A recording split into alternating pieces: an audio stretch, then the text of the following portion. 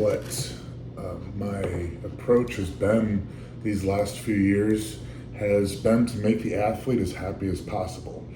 I am not worried about their level of competitiveness and their desire to win championships, whatever, because everyone's goals is going to be a little bit differently, right? Like some people are going to be doing this for reasons completely other than competitiveness. The competitiveness might just be a side little fun thing that they like getting into.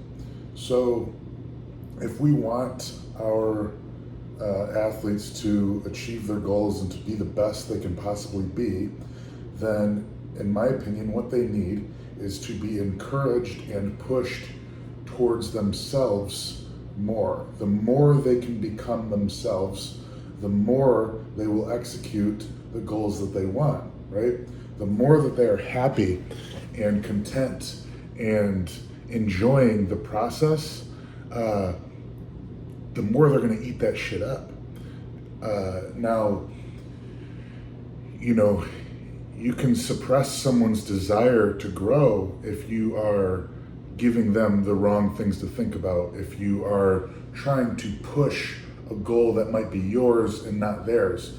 If your goal is to win the championships and their goal is to just get healthy, they might not like pushing from a competitive standpoint, but you still want to win as a coach, and they are still going to want to win even if they recognize it or not. So my point is not that we don't care about winning championships. My point is our route to getting to the championship is to nurture and encourage the athlete to have as much fun and to be as close to themselves as possible, because that is going to allow them to be the most productive, to have the most desire and the most will to, one, execute what you want, and to two, go after their goals and to perform how they need to, right? It's over time, it's going to minimize stress. It's going to minimize, decisions made for the wrong reasons. Anything that can be done to make the athlete happier is going to cause better results in the gym, right? And on the platform. I think that another thing worth noting is the longevity of it. So in physique and strength sports, the best physiques you're going to see in yourself and the best feats of strength that you'll be able to do, they're going to be expressed over time. The longest you can give yourself to train and eat is going to be what causes you to be your strongest and your most shredded. So that being said, the longer you can stay happier and enjoy the process, the longer you will be able to do this and the stronger you will be able to see yourself get.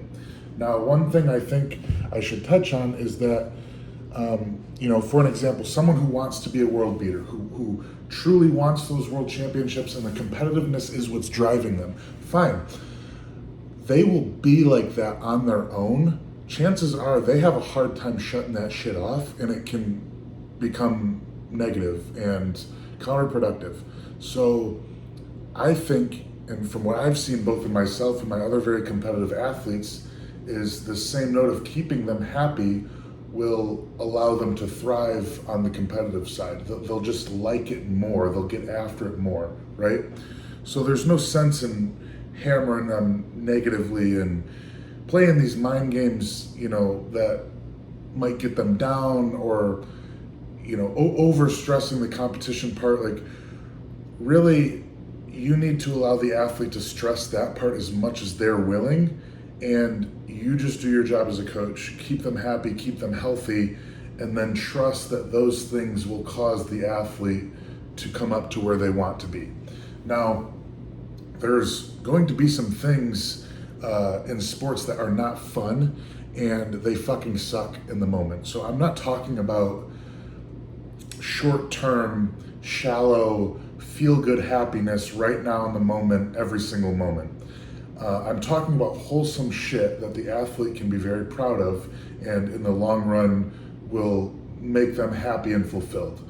So why I'm saying that is, with your competitive guys, there will be times where they're not fucking happy and they're hating life, and it's your job to tell them whatever that resonates with them, but essentially like, suck it up, we got to get through this. So that's not what I'm saying. I'm not saying to coddle. I'm not saying to make things softer and easier and happier. I'm saying really go after and try to dissect and figure out your athlete's personality and what truly drives them towards their goals, because that, exposing that and strengthening that will get you further than any other reason of competing, right? So, you know, a lot of this is, you know, maybe tricking or implementing something in yours or your athlete's head that is a reason to do this that is bigger than themselves, right?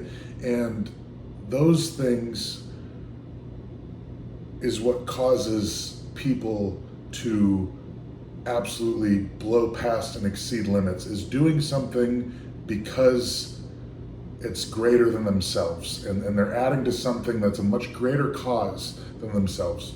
So, I mean, that can be anything. For me, it's being an example to my athletes.